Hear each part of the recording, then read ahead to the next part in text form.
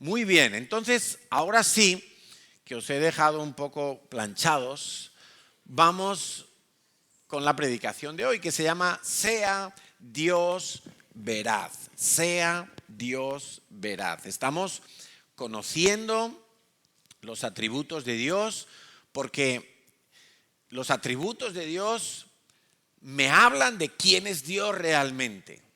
Yo no puedo conocer una persona si no paso tiempo con ella. Conocer a Dios requiere tu dedicación.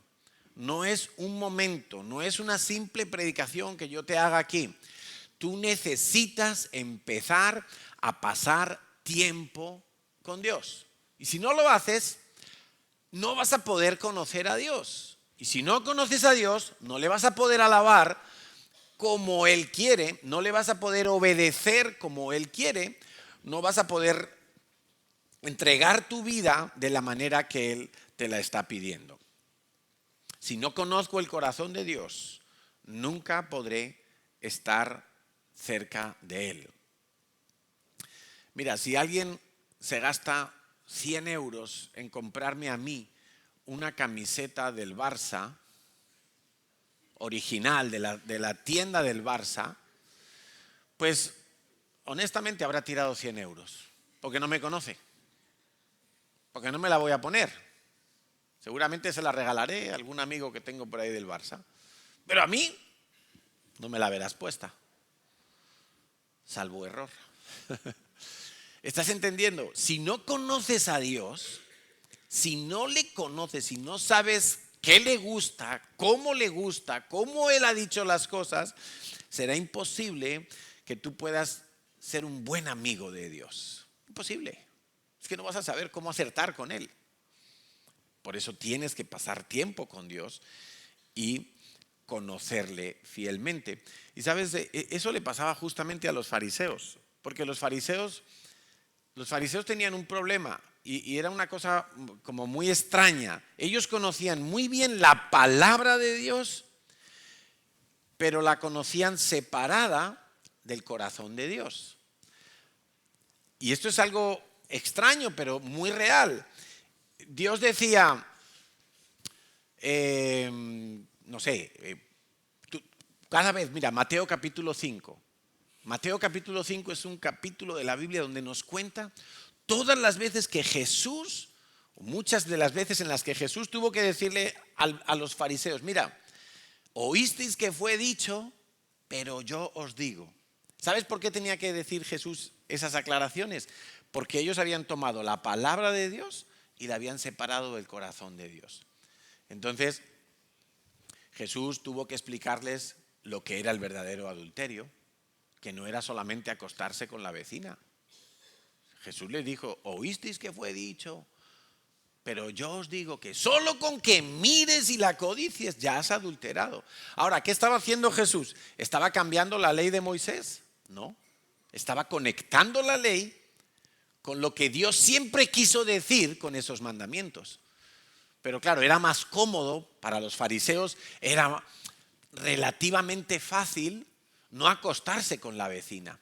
Ahora, si miraban a las mujeres y las codiciaban, como nadie se daba cuenta, ellos dicen yo, cumplidor de la ley. Mentira, cumplidor de tu ley, como tú la has querido adaptar, pero no conforme al corazón de Dios. Por eso Jesús tuvo que venir y decir, a ver, un momentito, es que tú no has entendido el corazón de Dios. Te has ido a la letra, pero la letra sin el espíritu mata, no te conduce bien. Entonces Jesús tuvo que aclarar qué era adulterar, tuvo que aclarar qué era matar a alguien. Cuando vas a evangelizar a la calle, ¿verdad? Los que estuvieron ayer evangelizando y la gente te dice, yo no he matado a nadie. Y los fariseos decían, yo no he matado a nadie. Los mismos. Si esos están por todas partes. Y Jesús tuvo que decir, un momento, que cada vez que tú llamas idiota, necio, fatuo a tu hermano, lo estás matando con tus palabras. No, hombre, pero ¿cómo va a ser lo mismo eso que pegarle un tiro a alguien en la cabeza? Y Jesús dice, es lo mismo. Se nota que no conoces el corazón de Dios, porque para Dios es lo mismo.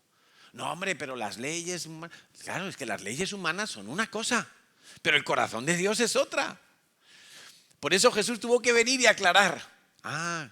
Que tú crees que simplemente porque no le has dado un puñal a alguien, ya no has matado a nadie. Y cada vez que le has insultado y cada vez que le has llamado de todo, le estabas matando, dice Dios. Creo que así seríamos todos asesinos, ¿verdad? ¿Sí o no? Ese es el corazón de Dios. Jesús tuvo que aclarar qué era el significado de amar. Porque los judíos, los fariseos, decían, sí, yo sé amar. Y Jesús dijo, no, tú no sabes amar. Tú le dices a la gente, voy a orar por ti. Pero lo dejas ahí tirado. Como aquel samaritano, ¿no? Y entonces Jesús tuvo que explicar lo que era amar. Y amar no solo al que te cae bien, no solo a tu abuelita. No, amar al vecino que pone la música a las 3 de la mañana. A ese también. Amar al que me rayó el coche aquí afuera. A ese también. Jesús tuvo que explicar cuándo los hombres se podían divorciar de sus esposas. Porque ellos ya habían cogido la costumbre de que, no me hizo el huevo frito por la noche cuando llegué a casa, me divorcio. Se acabó el amor. Y Jesús dijo, no, un momento. Tú no puedes repudiar a tu mujer de cualquier manera. ¿Tú qué eres? Entonces, Jesús empezó a mostrarles a los fariseos que ellos conocían la letra, pero no conocían el corazón de Dios. Ahora, si los fariseos conocían la letra, pero no conocían el corazón de Dios, ¿tú crees que conocían a Dios? No lo conocían. No lo conocían. Tú puedes leerte un libro de Vargas Llosa y a lo mejor no te entrevistas con él en tu vida. Y tú dices, sí, yo sé lo que él ha escrito. Pero si no te entrevistas con él, tú no sabes por qué lo escribió. Qué circunstancias estaban ocurriendo en su vida para que él escribiera esa novela o ese ensayo. Entonces con Dios es lo mismo. La gente dice, sí, yo conozco la palabra de Dios. Pero no conocen el corazón de Dios.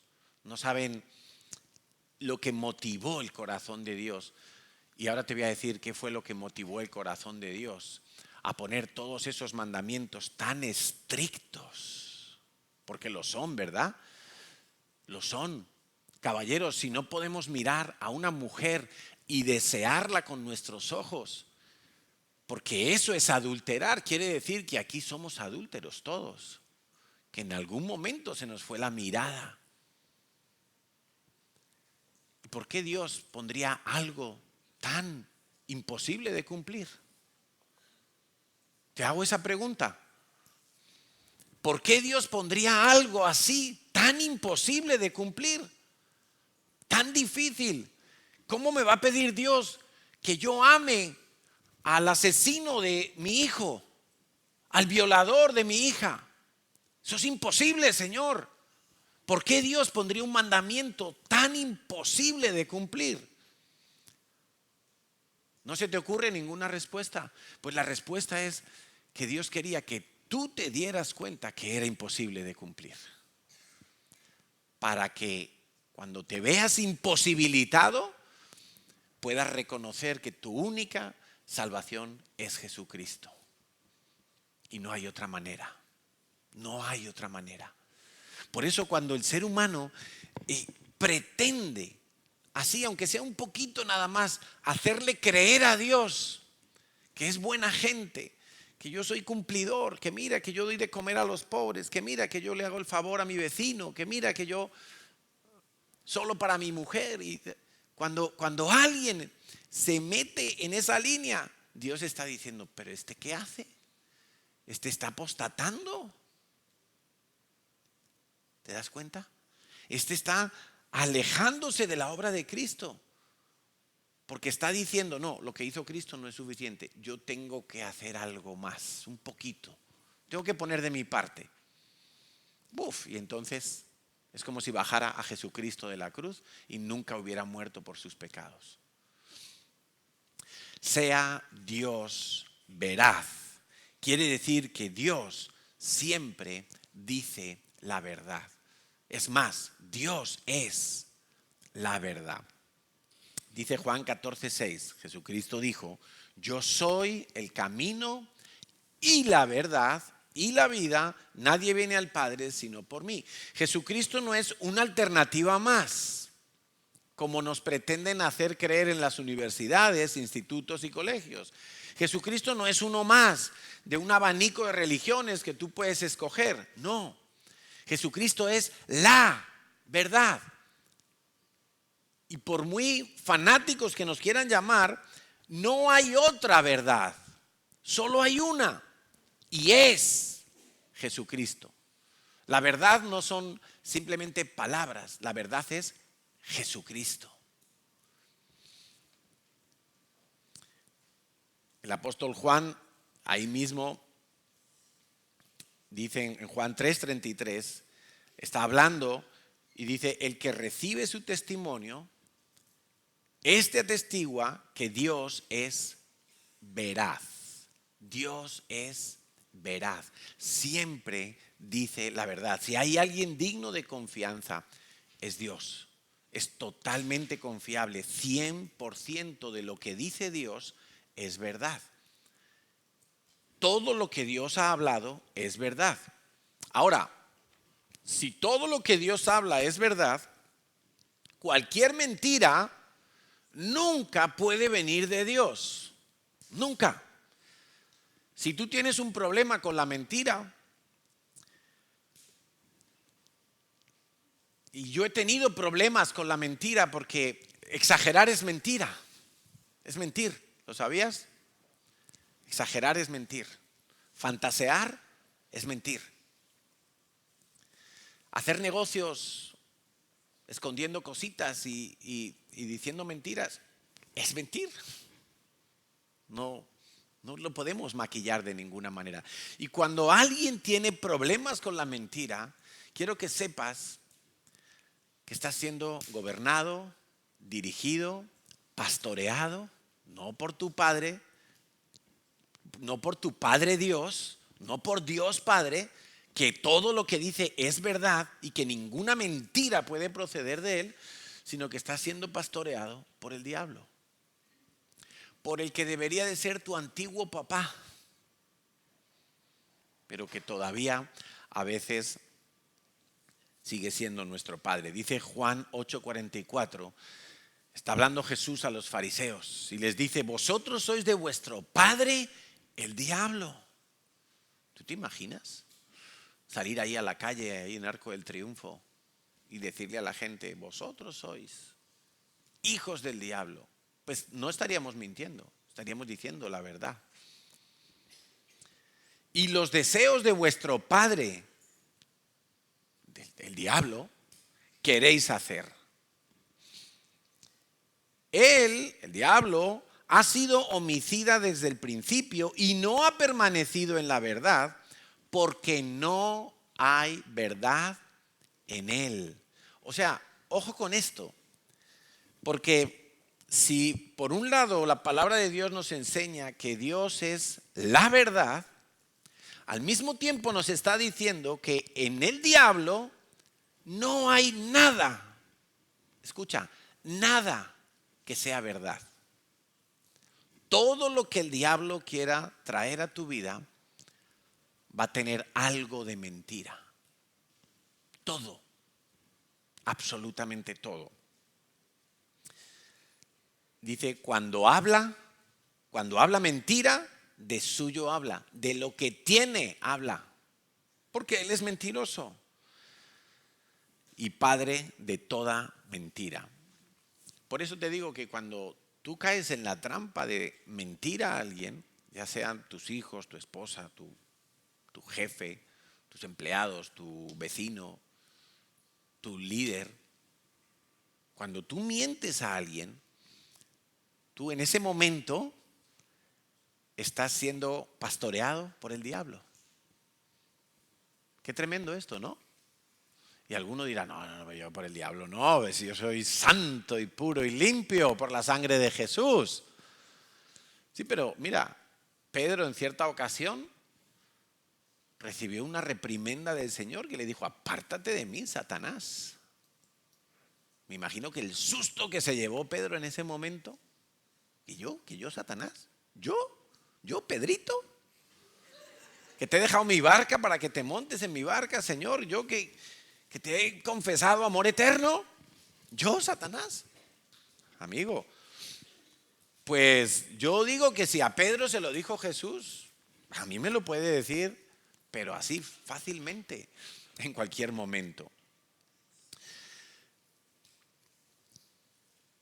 En Romanos capítulo 3 encontramos a Pablo hablando de hombres que, siendo llamados por Dios a formar parte de los planes de Dios, no cumplieron con las expectativas que Dios tenía puestas en ellos. Y dice Romanos 3, del 3 al 4, pues que si algunos de ellos han sido incrédulos, su incredulidad habrá hecho nula la fidelidad de Dios. Y él mismo contesta, de ninguna manera, antes bien sea Dios veraz y todo hombre mentiroso. Y cuando yo me pongo a meditar en estas verdades tan potentes, yo me doy cuenta que si alguna vez yo tengo una duda, lo último que debo hacer es dudar de Dios. Tengo que dudar de mí mismo, siempre, pero de Dios, jamás. Si alguna vez no entiendo algo, yo no puedo cuestionar a Dios, no debo. Me puedo cuestionar a mí mismo, que soy torpe, que soy cortito, que soy lento, que todo lo que... Pero de Dios no debería nunca, nunca dudar. Que sea Dios veraz, que sea Dios el que tiene la razón y yo el que quede por mentiroso. Pero a veces lo hacemos justo al revés. Cuando no entendemos algo, cuando algo nos duele, cuando algo nos incomoda en la vida cristiana, empezamos a cuestionar si Dios sabe lo que está haciendo, si Dios realmente sabe lo que está haciendo con mi vida, si Dios está escuchando mis oraciones o me ha olvidado. Y entonces empezamos a cuestionar las verdades tan sencillas pero a la vez tan necesarias de creer, como que Dios nunca me va a abandonar, como que Dios oye el clamor de los humildes. Más bien, cuando algo no te esté funcionando, duda de ti mismo. No eches la culpa a los demás. No hagamos como Ronaldo, que cada vez que fallaba un gol, la culpa era el que le dio el pase. El foco que le cegó los ojos y no vio la bola venir. No, si algo te va mal, pues más bien saca el espejo de la palabra de Dios, mírate ahí delante y eso que te está molestando, eso que no entiendes, eso que te duele, eso que tú dices, ¿dónde está Dios en todo esto? Pues ahí en el espejo de la palabra de Dios vas a encontrar la respuesta. Y cuando la hayas encontrado, haz lo que te diga la palabra de Dios. Pero no dudes de Dios en ningún momento, por favor. Porque mira, la duda, el proceso es así. El diablo va a querer hacerte dudar. Siempre. Todo lo que venga a tu vida para generarte duda no viene enviado por Dios. Viene del diablo. Y el diablo quiere que dudes para que después vayas al siguiente nivel, que es la incredulidad. Primero dudas, después viene la incredulidad. Ya no creo. Y después que viene la incredulidad, viene la rebeldía. Lo voy a hacer a mi manera. Y después de la rebeldía viene la desobediencia. Actúo independiente y separado de la palabra de Dios. Y te quiero poner un ejemplo. Mira,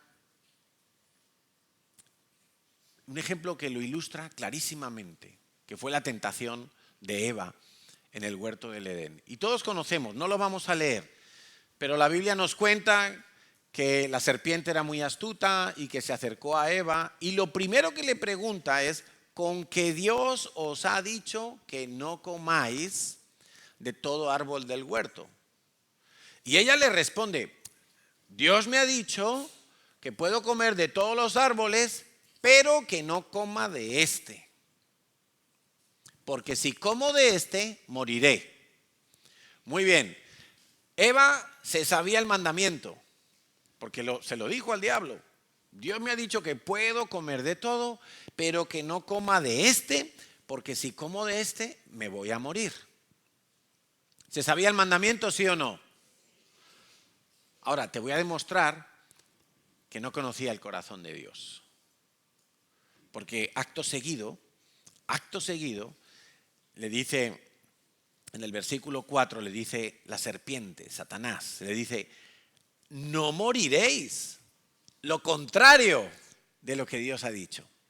O sea, ya no era ni disimuladamente, no, pero vas a morir, pero lentamente, eso ni te vas a dar cuenta, tú no pasa nada, tú come un poquito, eso te va a salir primero un tic nervioso, luego por ahí te quedas inválido y luego te mueres. No, no morirás, sino que va a ocurrir otra cosa. Y le plantea una verdad alternativa, que no existe, pero en ese momento Eva empieza a dudar. Empieza a dudar, ¿quién tendrá razón, Dios o la serpiente? Empieza a dudar, empieza a considerar las dos cosas, lo que le ha dicho Dios y lo que le ha dicho la serpiente. ¿Y por qué duda? Pues porque no creía en el mandamiento, lo conocía, pero no lo creía. Y como no lo creía, la duda avanzó y entonces empezó a tener incredulidad. No, pues Dios me ha mentido entonces. Dios me ha mentido, entonces claro, va a tener razón Satanás porque mis ojos van a ser abiertos y yo voy a ser como Dios. Claro, yo quiero ser como Dios, rebeldía.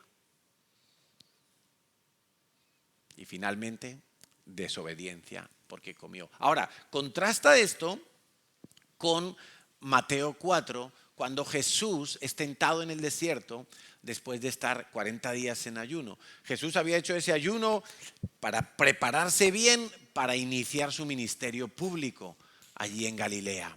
Y Jesús está 40 días y se le aparece el diablo. Vino a él el tentador, dice Mateo 4:3, y le dijo, si eres hijo de Dios. A Eva le dijo, con que Dios te ha dicho. Es lo mismo que le está haciendo a Jesús ahora. Con que tú eres hijo de Dios. Pues si tú eres hijo de Dios, di que estas piedras se conviertan en pan. Y Jesús hace lo mismo que hizo Eva. Empieza a decirle lo que está escrito, lo que Dios ha dicho. No, Dios ha dicho que no solo de pan vivirá el hombre, sino de toda palabra que sale de la boca de Dios. ¿Sí o no? ¿Se conoce el mandamiento, Jesús? Por supuesto, pero es que además lo creía.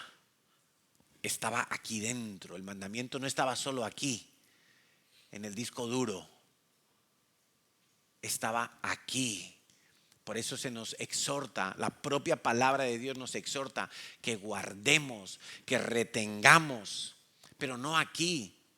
Si es que aquí hay tanta gente que se sabe la Biblia, tanta gente, pero aquí pocos, o vamos a decir menos. En el corazón, de manera que lo que tú crees aquí, mira, ya puede venir el mismo diablo, presentarse en tu habitación y tú dices, no te creo, yo creo lo que Dios ha dicho y lo tengo aquí grabado, tú a mí no me engañas. Pero hoy en día tantos cristianos se dejan engañar, pero así como Eva, fácilmente.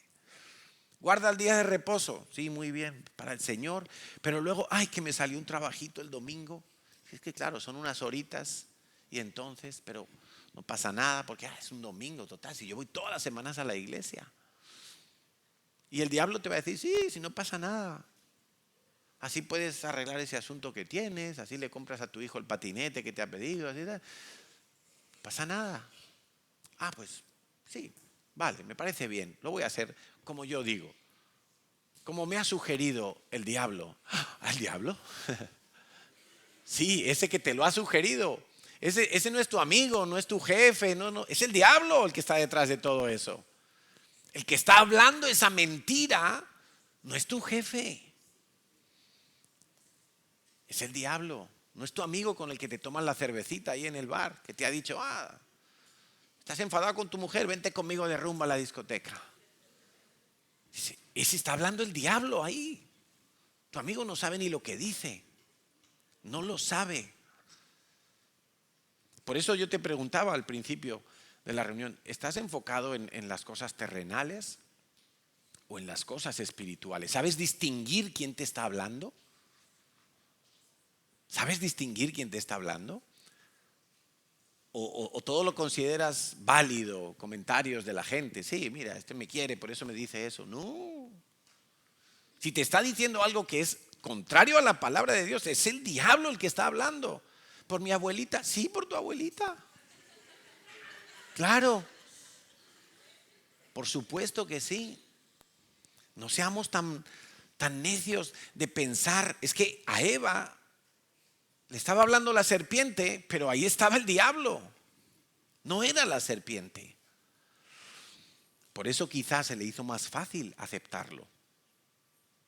Bueno, y Jesús fue tentado a echarse desde el pináculo y echarse para que los ángeles lo salvaran. Jesús le responde lo que dice la palabra de Dios: no tentarás al Señor tu Dios. Ahora entonces el diablo le propone: si te postras y me adoras, yo te regalo medio mundo. Y Jesús le dice: al Señor tu Dios adorarás, solo a Él adorarás. Le responde la palabra de Dios, pero no solo le responde la palabra de Dios, él creía la palabra de Dios. No era la palabra de un cualquiera, era la palabra de Dios y la tenía aquí dentro.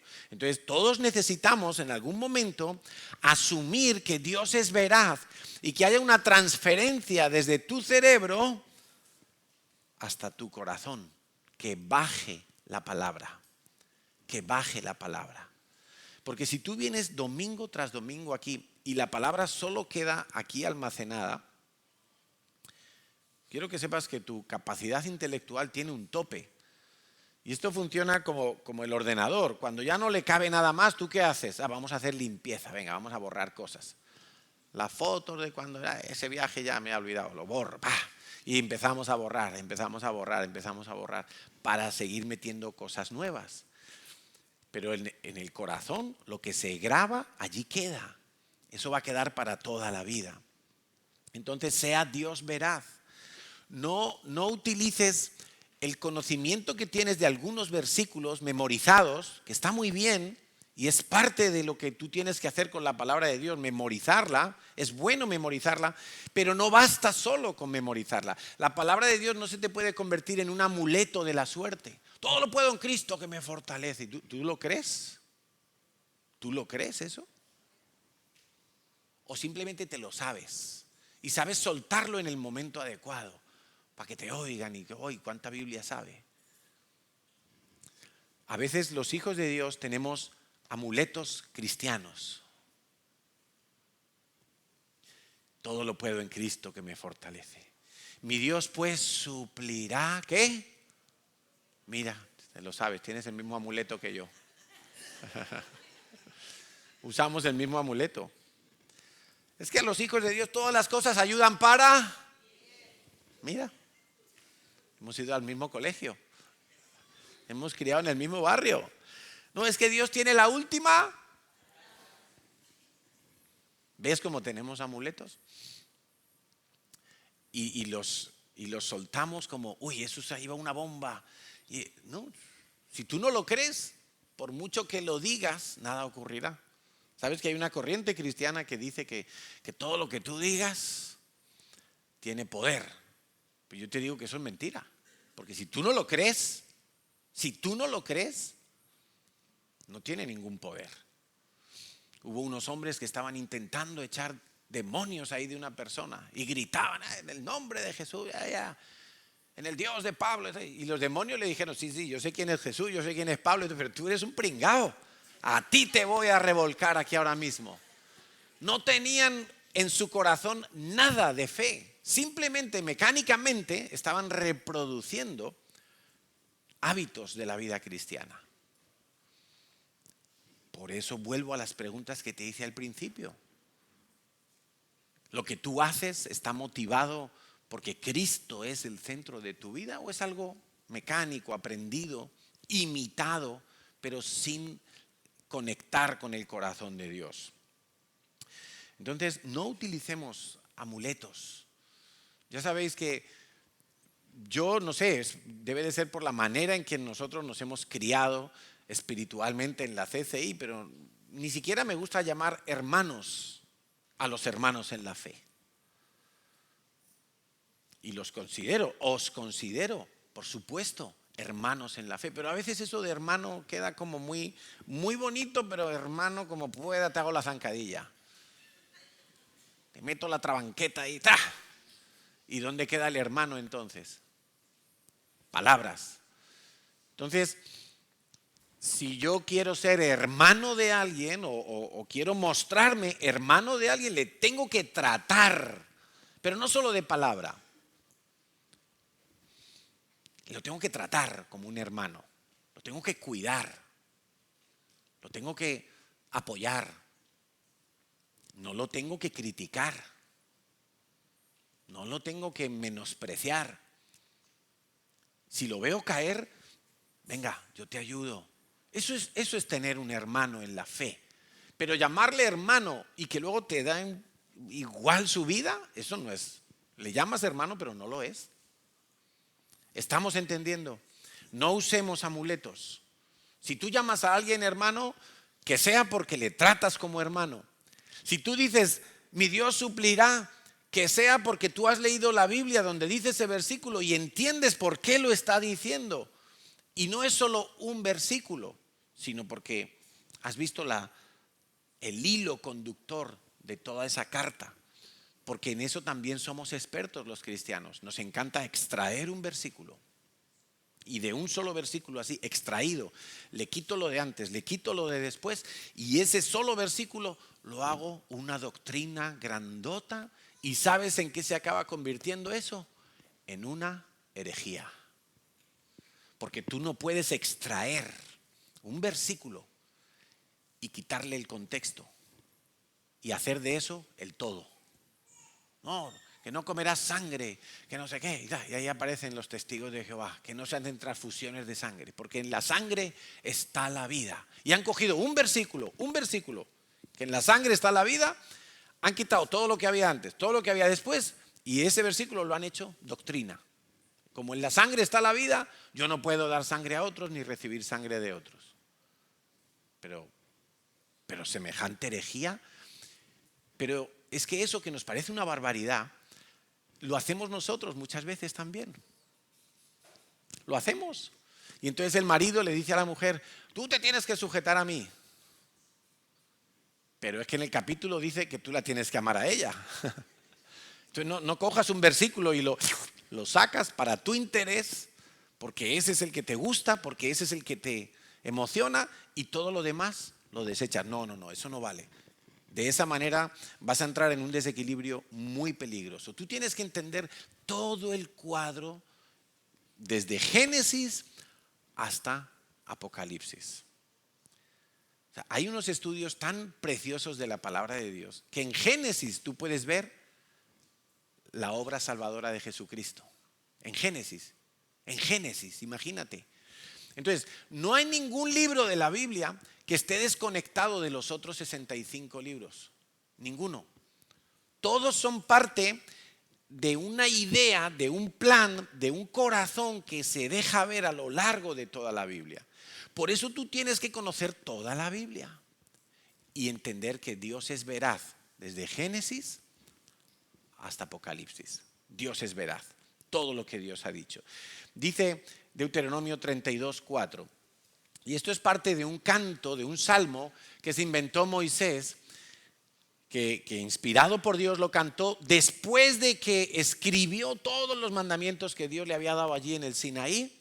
El tipo se sentó a escribirlo, después que lo escribió, se lo leyó a todos los levitas, se lo leyó a todos los príncipes de Israel. Y después de eso, dice Deuteronomio 32:4, Él es la roca cuya obra es perfecta porque todos sus caminos son rectitud, Dios de verdad. Y sin ninguna iniquidad en él, es justo y recto. Dios de verdad. Pero lo llamativo es que Moisés lo escribe cuando acaba, Moisés canta esta canción y dice Dios de verdad cuando acaba de escribir todo el Pentateuco, toda la ley de Dios.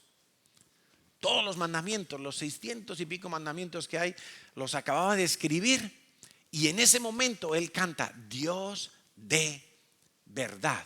No porque me conozco un trocito por ahí del Evangelio, no porque me conozco la iglesia tibia de Apocalipsis, no, porque toda la palabra, y él dice Dios de verdad. Pablo enseña una vez más a Timoteo, segunda de Timoteo 3, 16, 17. Timoteo, que era pastor, tenía su líder, que era Pablo, vamos a decirlo así, pastor de pastores, y dice, toda la escritura es inspirada por Dios. ¿Cuánta parte de la escritura? Ahora, cuando Pablo está escribiendo esta carta a Timoteo, todavía no existen los evangelios, todavía no existen otros libros del Nuevo Testamento. Pablo, cuando dice toda la escritura, está hablando del Antiguo Testamento, que era lo que ellos manejaban y seguían manejando en los primeros años de los cristianos. Cuando Pablo empieza a escribir todas estas cartas que hoy han llegado hasta nosotros, es que se formula todo ese compendio del Nuevo Testamento. Pero dice, toda la escritura es inspirada por Dios y útil para enseñar, redarguir, corregir, instruir en justicia, a fin de que el hombre de Dios sea perfecto, eternamente preparado para toda buena obra. Toda la escritura, toda la Biblia que tú tienes en tus manos proviene del corazón de Dios. Dios inspiró a diferentes autores de diferentes culturas, de diferentes idiomas, de diferentes generaciones, y asombrosamente a todos los inspiró Dios con su corazón para que todos escribieran en una línea que no fuera contradictoria ni discordante, sino que la Biblia es un solo libro. Es el libro. No podemos considerar la Biblia como 66 libros, ¿no? La Biblia es un libro y te lo tienes que leer entero y conocerlo entero si tú quieres conocer el corazón de Dios. Ay, no, a mí es que Apocalipsis me da miedo. Tienes que leerlo. Si te da miedo es porque no has entendido el corazón de Dios o porque no estás seguro de tu salvación. No, es que a mí el libro de Deuteronomio me parece un rollo y me aburro y me duermo. Yo también, pero tengo que leerlo. Porque cuando tú escuchas a Jesucristo hablar, oísteis que fue dicho, todo el tiempo está haciendo referencia a Deuteronomio. Todo el tiempo. No está haciendo referencia a los salmos, no está haciendo referencia al profeta Daniel, a Isaías, no, a Deuteronomio. Por eso los mandamientos de Dios, aunque hoy no estamos exigidos a cumplirlos para ser salvos, pero son buenos. Y sobre todo son buenos cuando yo soy capaz de conectarlos con el corazón de Dios y entender las motivaciones de Dios. Y funcionan, y funcionan. Y si la palabra de Dios dice que al niño hay que corregirle con la vara, eso está inspirado por Dios.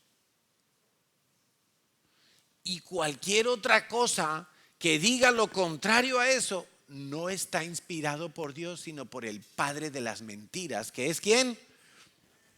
Satanás. Pero es que, ¿quién es tu padre? ¿A quién vas a hacer caso? ¿A quién vas a obedecer?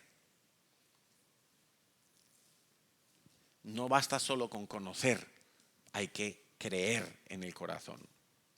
Algunos se desaniman porque quizá no entienden la palabra de Dios y es comprensible. Pablo dice que esto es un proceso y que al principio necesitamos leche, algo que no necesite dientes para digerirlo, pero que después lo que se espera de una persona es que no tome toda la vida leche, sino que ya empiece a tomar viandas, empiece a tomar cosas más sólidas, cosas que hay que masticar con la dentadura. Y es exactamente como en la vida de los bebés. Los bebés nacen y toman la leche materna, porque no pueden hacerlo de otra manera. Pero a medida que les van saliendo los dientecitos, les vamos dando el plátano, la fresa, hasta que se comen un filete. Entonces no te desanimes si no entiendes toda la Biblia. Lo primero que vas a necesitar es al Espíritu Santo para poder entender la Biblia. Dice Juan 16:13, cuando venga el Espíritu de verdad. Fíjate qué nombre le da aquí el apóstol al Espíritu Santo. No le dice el Espíritu de Cristo, no le dice el Espíritu de vida, no le dice Espíritu de verdad. Porque el Espíritu Santo es Dios. Y si Dios es verdad, pues el Espíritu Santo es Espíritu de verdad. Él os guiará a toda la verdad, porque no hablará por su propia cuenta, sino que hablará todo lo que oyere y os hará saber las cosas que han de venir. ¿Quién te va a ayudar a entender la Biblia? Es el Espíritu Santo en primer lugar. Quiero que consideres también que es verdad que a veces encontramos en la Biblia pasajes difíciles. Pedro mismo dice, oye, en su segunda carta, Pedro dice, oye, ¿habéis visto las cartas que escribe por ahí Pablo a algunas iglesias? ¿Y qué cosas? Oye, hay algunas difíciles de entender, dice Pedro. Pedro que tenía el Espíritu Santo, Pedro que era judío, criado en la ley y conocía toda la ley, y él mismo reconoce, hay algunas cosas de las que dice Pablo que son difíciles de entender. Él mismo lo reconoce, pero el mismo Pedro dice en su segunda carta, en su primera carta, capítulo 2, versículo 2, desead como niños recién nacidos la leche espiritual no adulterada, para que por ella crezcáis para salvación. Aquí no está hablando de leche como yo te la nombraba hace un momento, que es un alimento que no tienes que masticar. Ahora lo que está hablando es que una de las cosas que nosotros necesitamos para entender toda la Biblia, incluidos los pasajes difíciles, es el deseo, hambre. Tener hambre. Señor, yo no me quiero quedar con esta duda, yo no me quiero quedar con este bloqueo. Señor, yo no entiendo este pasaje, pero ¿qué me quieres decir? ¿Cómo es esto, Señor? Y no parar, y estar ahí, y hago lo que sea, y no me quedo con ese vacío en mi entendimiento. Si tú tienes ese deseo, Dios va a hacer algo. Y dice que ese deseo, Pedro lo describe, desead como niños recién nacidos. Déjale a un bebé de 2 meses 5 horas sin comer y no va a parar de llorar hasta que encuentra la teta y se sacia, ¿sí o no? Así tendremos que ser nosotros. Que cuando no entendamos algo y pasa un día y lo vuelvo a leer y no lo entiendo, Señor, pero yo quiero entenderlo. Señor, muéstrame lo que es. Señor, yo quiero saber. Ese deseo es el que Dios va a responder. Ahora, si tú no entiendes algo, bueno, ya me lo explicarán algún día, ya lo entenderé cuando llegue al cielo, porque ahora conocemos en parte, ¿verdad? Y cuando lleguemos conoceremos. No, ese deseo Dios lo va a satisfacer. Vas a necesitar también meditar en la palabra de Dios. Meditar en la palabra de Dios. Pablo le dice a Timoteo, 2 Timoteo 2:7, considera lo que digo. Y el Señor te dé entendimiento en todo. ¿Qué le está diciendo a Timoteo? Medita. Considera lo que te estoy diciendo. Piensa sobre lo que te estoy diciendo. Hazle preguntas a lo que yo te he enseñado. Hazle preguntas a la palabra de Dios. Mira, quiero ponerte un ejercicio práctico.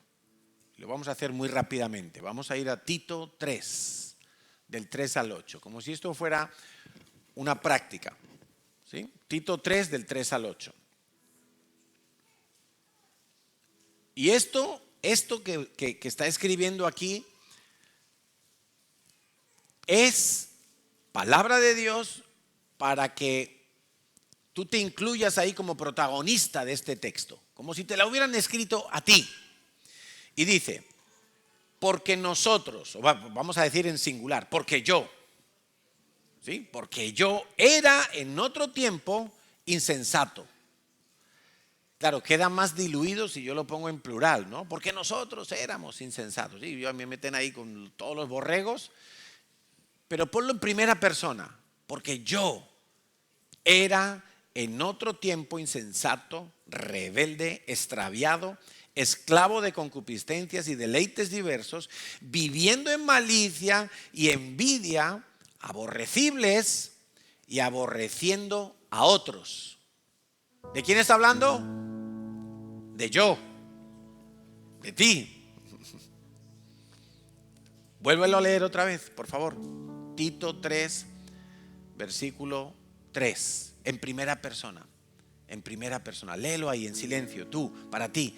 Porque yo también era en otro tiempo insensato, rebelde, insensata, esclava.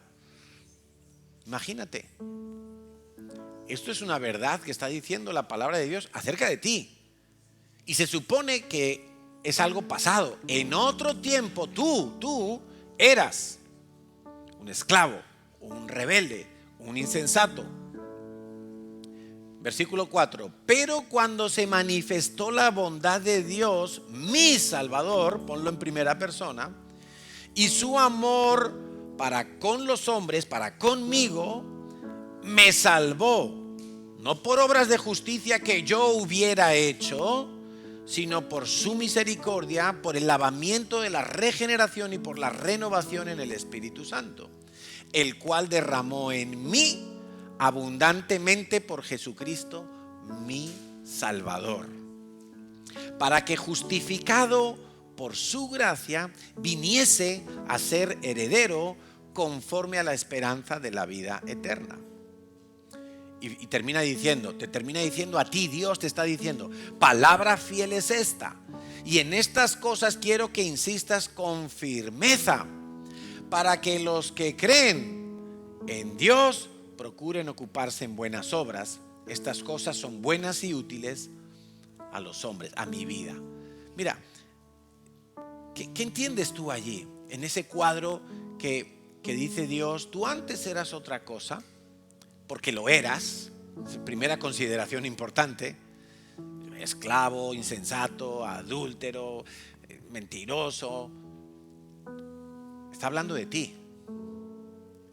No, pero eso se lo escribía a Tito. No, está hablando de ti. Está hablando de ti y de mí. Pero yo quiero que cada uno se lo ponga el espejo a sus ojos, a su alma, ¿sí? Y dice el versículo 4: cuando se manifestó la bondad de Dios, mi Salvador, y su amor para conmigo, me salvó, no por mis obras que yo hubiera hecho, sino por su misericordia. Ahora, eso es algo glorioso lo que está diciendo ahí el apóstol. Es algo glorioso, que tú eras basura, y cuando se manifestó, cuando Dios quiso y se manifestó su misericordia, Él te salvó y te sacó del basurero. Es que este cuadro que acabamos de leer, no se te puede olvidar ningún día de tu vida. Ningún día de tu vida. Por eso yo cuando me dan ganas de quejarme de algo, ay, que la gente no me quiere, ay, que aquel no me llamó en mi cumpleaños, ay, que sí. Y el Espíritu Santo enseguida me dice, acuérdate que tú eras una cucaracha y yo te salvé. No fuiste tú no hiciste nada. Fue cuando a Dios le plació, me rescató por su gracia, por su misericordia. Y yo digo, Señor, ¿cómo se me va a olvidar yo eso? Y voy a empezar a quejarme yo, ¿de qué? ¿De quién? ¿De qué y de quién? Si lo más central de mi vida es esto que acabas de leer. Esto es lo que tiene que marcar toda tu vida. Que tú antes estabas lejos, separado, ajeno, y ahora Dios te ha traído, te tocó la lotería. ¿De qué nos vamos a quejar? ¿De qué nos vamos a quejar? Por eso cuando yo veo gente que se queja, no, que aquí, no, que allá, digo, ya se les ha olvidado lo que eran y lo que pasó. Se les ha olvidado. Y están empezando a deslizarse por la apostasía. Porque honestamente, si a ti te han librado de la pena de muerte, tú nunca te vas a olvidar que un día estuviste en el corredor de la muerte. Que un día estabas allí esperando tu turno para la silla eléctrica, para la guillotina, para la muerte eterna. Tú nunca te vas a olvidar, nunca. Entonces, ¿necesitas meditar en la palabra de Dios? Claro que sí. Medita en ella. No la leas ligeramente. Medita en ella. Porque cuando tú medites en ella, tú vas a salir con una mentalidad, con una convicción, con una seguridad en todo lo que Dios ha hecho en tu vida, que por más vientos contrarios que se levanten, tú vas a estar firme.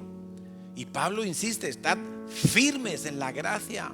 No os dejéis mover fácilmente de esa obra completa que Jesucristo hizo. Dios es veraz. Dios es veraz. Quizá también necesites, para entender la Biblia, pedir ayuda. Porque Dios pone personas, maestros, pastores, líderes, y darle la importancia que tiene el estudio bíblico que se hace en la célula. Por supuesto que sí. No, yo solo el Espíritu Santo. Entonces mira, ya estás olvidándote de algunas cosas de la palabra de Dios. Porque si Timoteo, que era pastor, necesitaba tener un pastor que le enseñara y le explicara algunas cosas, ¿tú crees que tú no lo vas a necesitar? Tú eres más espiritual que Timoteo, que desde niño dice que fue instruido en la palabra de Dios por su abuela y por su madre. Pues no desprecies la ayuda que Dios te da. También vas a necesitar obedecer. Obedecer, porque es que es fiel en lo poco, Dios le va dando más. Y si tú entiendes hoy este trocito de la palabra de Dios y no entiendes todo lo demás, porque todavía eres un bebé espiritual o porque has perdido el tiempo en la vida cristiana, pues esto poquito que entiendes, hazlo. Sé un hacedor, y cuando lo hagas, Dios te va a empezar a mostrar más entendimiento y te va a dar más entendimiento y más sabiduría, como Pablo le dijo a Timoteo: considera y el Señor te dé entendimiento. Y vemos que Timoteo era un discípulo aplicado. Lo que le decía Pablo, él lo ponía en práctica. Prioriza la palabra de Dios por encima del pensamiento de tu generación. Y esto es una lucha que hemos tenido todos los cristianos a lo largo de la historia. Ahora tendemos a pensar, no, es que ahora es más difícil. Quizá sea más difícil, no lo sé. Que si la ideología de género, que si las leyes, que si los gobiernos.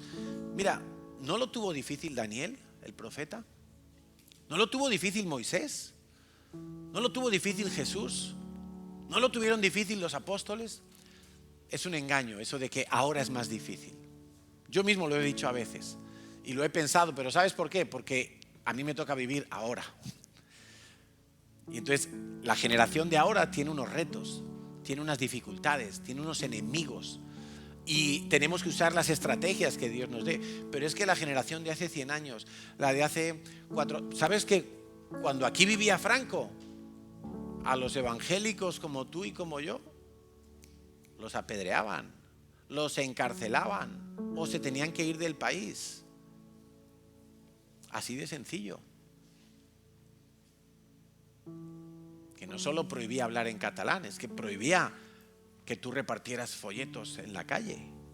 ¿Cuántos misioneros vinieron aquí de Inglaterra, de Estados Unidos, y salieron pero huyendo porque en los pueblos la gente los quería apedrear? Eso ha pasado aquí hace 180 años. ¿Qué te crees? Si es que cada generación tiene sus dificultades, por supuesto que sí. Claro, como nos toca vivir en esta, pues esta nos parece la más difícil de todas, pero no lo es. Y para cada generación Dios tiene sus estrategias, su provisión, su salvación. ¿Lo tuvo difícil Noé? Por supuesto. Era el único justo, dice, el único en toda su generación. Imagínate si lo tuvo difícil. Aquí algunos que van a la universidad y encuentran un cristiano por ahí, el grupo bíblico universitario por allá. Siempre hay. No, Noé era el único justo. El único. Y mira, ¿qué dice esta generación? Esta generación dice: hay que preparar a la gente con estudios, hay que educar a los jóvenes, ¿verdad? Para que tengan un futuro mejor. Y no es verdad. Escuchaba un razonamiento el otro día que me encantó. Y el razonamiento es el siguiente: si una persona es un ladrón, que le gusta robar, y no tiene estudios, nunca va a la universidad, no se saca ningún título de nada, pues bueno, ¿qué va a robar ese ladrón? Lo que pueda. Por ahí entra al Carrefour y se roba un paquete de donuts, entra al otro lado y se roba un jamón, por allí rompe la ventanilla de un coche y roba unas gafas de sol. Pero si ese mismo ladrón, que tiene corazón de ladrón, tú le das estudios y lo llevas a Harvard y se saca un buen título de abogado, de dirección de empresas, de no sé qué, pero es ladrón, Harvard no le cambia, ¿verdad? Ahora va a ser un ladrón culto. Entonces probablemente acabe como un directivo de una empresa, un director de administración en una empresa, un político por allá. Pero como su corazón es ladrón, va a seguir robando. Pero ya no va a robar unas gafas de sol de un coche. Ahora va a robar, pero con una maquinaria y una invención y unos paraísos fiscales y unas cosas tremendas. Eso yo no lo sabría hacer, ni el ladronzuelo de... Pero este que ha estudiado sí lo sabe hacer y lo hace porque es ladrón. Los estudios le cambiaron. Hombre, le cambiaron que a lo mejor es educado, te roba sin que te des ni cuenta. Para eso sí le cambió, pero el corazón no le cambió. Si es ladrón y le das estudios, será un ladrón de guante blanco, pero ladrón. Ladrón al fin y al cabo. El único que va a cambiar el corazón es Dios y es su palabra. Mejor que la universidad. Ahora, si puedes ir a la universidad, ve. Yo no digo que no vayas, claro. Pero no esperes que la universidad va a hacer mejores personas, que los estudios van a hacer mejores personas. No, solo Dios puede dar un corazón nuevo, limpio, por su palabra. Por su palabra.